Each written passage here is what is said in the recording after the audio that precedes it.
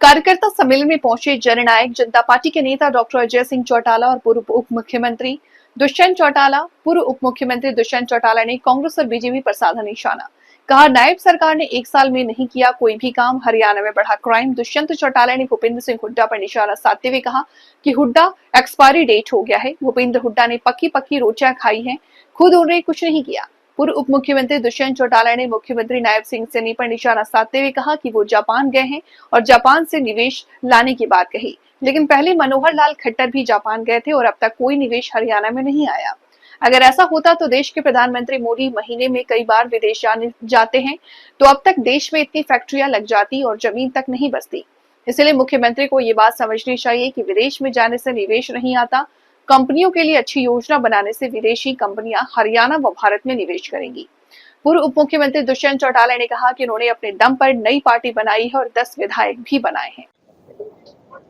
जिला स्तर पर 8वें जिले की आज बैठक और बड़ी मेहनत के साथ, लगन के साथ साथियों ने उस संगठन में नए कार्यकर्ताओं को जोड़ा और आने वाले भविष्य में बूथ लेवल तक के एजेंट पार्टी के बनाने का जो काम संगठन का करना है, आज उसके ऊपर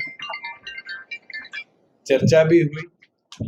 बारिश की वजह से जरूर असुविधा तो हुई, पर मैं धन्यवाद करता हूँ सभी साथियों जो इस बेमौसम बारिश के बावजूद भी डॉक्टर अजय सिंह चौटाला जी की ताकत को बढ़ाने यहाँ पहुंचे। साथ में एक चीज जरूर आज सभी साथियों का आदेश के तौर पे कही है कि तुरंत प्रभाव से मंडियों का दौरा पूरा संगठन करेगा। जैसे कुरुक्षेत्र जिले के अंदर दोहरी मार किसानों को पड़ी, लाखों एकड़ तो मैं स्वयं देख कर आया, जो मारकंडा के ओवरफ्लो के कारण जो डूबे थे, आज वो किसान तो बर्बाद हुए, मगर उसके साथ साथ क्योंकि अब पीआर मंडियों में भारी मात्रा में आई हुई, इस बेमौसम बारिश ने भी किसान की फसल को बर्बाद किया। हम सरकार से मांग भी करते हैं कि जो मॉइस्चर का क्लॉज सरकार ने लगाया है वो तुरंत हटाया जाए, मंडियों में आया हुआ एक एक दाना किसान का खरीदा जाए। और 22 तारीख से जो परचेज शुरू हुई थी उसकी ना तो प्रॉपर परचेज हुई। मैं 3 दिन पहले पानीपत गया था, पानीपत की इसराना मंडी में एक ट्रक 17 दिनों में अधिकारी उठा। इस तरह की पुअर मैनेजमेंट की वजह से किसान आज पूरी तौर पर त्रस्त है। हम ये मांग करते हैं कि तुरंत मुआवजा भी रिलीज हो, उसकी जो फसल मंडियों में आई है वो बिना मॉइस्चर के क्लॉज के परचेज करी जाए और 48 घंटे में उसकी फसल का पैसा उसके खाते में देने का काम सरकार करे। सर, अभय चौटाला जी ने आरोप लगाया है कि जिन लोगों ने हमारी पार्टी में और कोई टॉपिक है क्या? हमने तो अपना पार्टी खुद खड़ी करी, 8 साल पहले खड़ी करी, अपने दम पे 10 विधायक बनाए, अपने 10 दम पे सरकार में आए, प्रदेश के हित के काम किए। उनके पास तो और कोई काम ही नहीं और आपके पास भी कोई काम नहीं, एक ही टॉपिक बारी बारी छेड़ लेते। इससे आप ही छुटकारा दिला सकते हो, हमारे लिए तो वो चैप्टर बहुत पहले का बंद है। सर, भूपेंद्र हुड्डा को नेता प्रतिपक्ष बनने पर कुलदीप शर्मा जी ने एक्सपायरी डेट का बिल्कुल है। आप 10 साल मुख्यमंत्री रहे, 10 साल विपक्ष में रहे, आप मुझे ये तो बताइए कि भूपेंद्र हुड्डा ने क्या अचीव कर दिखाया। भजनलाल जी कांग्रेस को शासन में लेकर आए, भूपेंद्र सिंह हुड्डा ने तो पकी पकाई रोटी खाई। 2009 के अंदर भूपेंद्र हुड्डा अपने दम पर चुनाव लड़े तो भी भजनलाल जी की पार्टी के 6 विधायकों को तोड़कर और इंडिपेंडेंट को साथ लेकर तोड़ जोड़ की राजनीति कर सरकार 9 से 14 चलाई।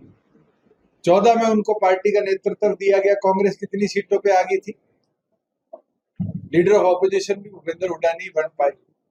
19 में उनके नेतृत्व में चुनाव लड़ा, कांग्रेस की क्या हालत थी। और 24 में उनके नेतृत्व में चुनाव लड़ा है। कई बार एक्सपायरी डेट की दवाई खाते रहो और सोचो कि इलाज हो जाएगा, तबीयत ठीक हो जाएगी, तो नहीं होगी। कांग्रेस को समझना चाहिए। और कुलदीप शर्मा जी तो उसी कांग्रेस का हिस्सा है। अगर वो इतनी बड़ी बात कहते हैं तो कहीं ना कहीं उनने तो दवाई कई बार खा ली, और वो खाने के बाद उनने देख भी लिया कि आजमा ठीक नहीं हुआ। तब कांग्रेस का नेतृत्व जब समझेगा। मुख्यमंत्री जापान गए में कह रहे हैं निवेश लेके आएंगे हरियाणा के। जापान मनोहर लाल जी भी गए थे, और उस समय हरियाणा में एक चर्चा चली थी कि 50,000 करोड़ का निवेश वोंडो कंपनी लाएगी। कितनी आई? 1.25 करोड़ का सबमिट गुड़गांव के अंदर किया था, एमओयू साइन हुए थे, 1 रुपया भी नहीं आया। कि विदेश जाने से कंपनियां नहीं आती।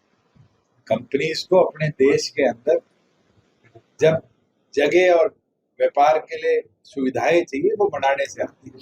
हमने दी है।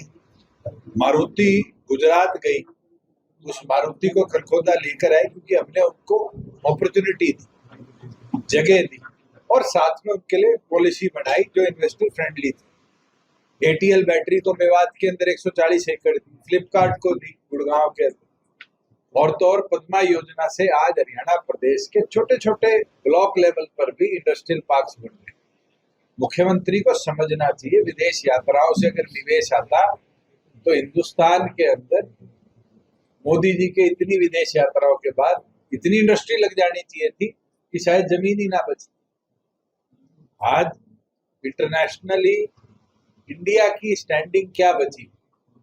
विदेश तो मोदी जी शायद महीने में 2 बार चले जाते हैं, मगर उसके बावजूद भी क्या अमेरिका पे दबाव हम बढ़ा पाए? जिस अमेरिका ने पहले टैरिफ सिर्फ पार्ट्स पे और मैन्युफैक्चरिंग पे लगाया था, आज तो हमारे मेडिकल सेक्टर को भी ठोक दिया।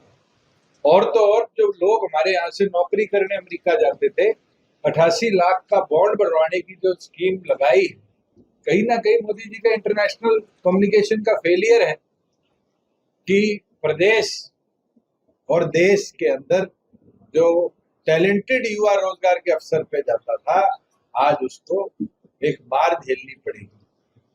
और मैं उम्मीद रखता हूं कि इंटरनेशनल टाइज सुधारे, क्योंकि हमारे तो 8 पड़ोसी देश हैं। मुझे लगता है एक को छोड़ के 7 के साथ तो हमारे रिलेशन बिल्कुल भी ठीक नहीं है। और वो एक जो है भूटान, उसके साथ इसलिए ठीक है क्योंकि उसको चाइना से डर लगता है, तिब्बत जैसी हालात ना। तो ये चीज तो इंटरनेशनल कम्युनिकेशन और टाइप से सुधरे। और जहां जापान से निवेश आने की बात है, मुख्यमंत्री को पहले हरियाणा के किसान की सोचनी चाहिए, ना कि जापान की। इस 3 दिन की बारिश ने जो नुकसान किया है, अब तक मुख्यमंत्री की एक स्टेटमेंट भी नहीं आई कि इस किसान की फसल नुकसान का क्या मुआवजा किसान को दिया जाए। मुख्यमंत्री की जिम्मेवारी बनती, चाहे विदेश में बैठे थे, पर आज ये मोबाइल के माध्यम से आप अपने आदेश जनता तक पहुंचा सकते। और मुख्यमंत्री का चुप रहना कहीं ना कहीं से दर्शाता है उनको ना तो हरियाणा के नागरिक की, ना हरियाणा के किसान की कोई चिंता। सर, कल भाई पूर्व को मानना है परमात्मा उस परिवार को शक्ति दे। मेरे साथ तो पूर्ण जी भी आईजी रहे हुए हैं रेंज के हिसार में, और उनकी वाइफ भी मेरे डिपार्टमेंट्स में डायरेक्टर रही है। मैं तो ऊपर वाले से दुआ करता हूँ कि उनके परिवार को इस सदी के अंदर ताकत देने का काम करें। और क्या कारण रहा है, काम तो पुलिस इन्वेस्टिगेशन का। मुझे लगता है कि चंडीगढ़ पुलिस इसमें प्रॉपर इन्वेस्टिगेशन। सर जजपाल द्वारा 10 लाख से ऊपर मेंबर एक्टिव नए पार्टी में हमने जोड़े हैं, और अभी भी मेंबरशिप चल रही कई जिलों के अंदर। जैसे कुरुक्षेत्र है, कुरुक्षेत्र ने एडिशनल मेंबरशिप ली थी और वो 40% और करी। तो पहले हर हल्के से 5,000 साथियों को जोड़ने का जो टारगेट था, तो पूरे प्रदेश में हमने अचीव किया है।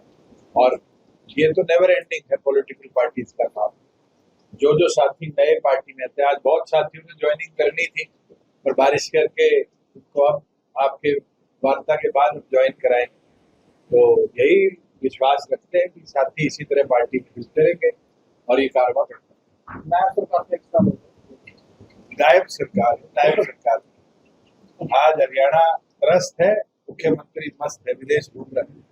आप मुझे 5 काम बताओ कुरुक्षेत्र जिले में, जहाँ से खुद मुख्यमंत्री विधायक भी है इस जिले से, जो आपके जिले के अंदर अचीव करे हो मुख्यमंत्री। 5 कार्य 1 साल के।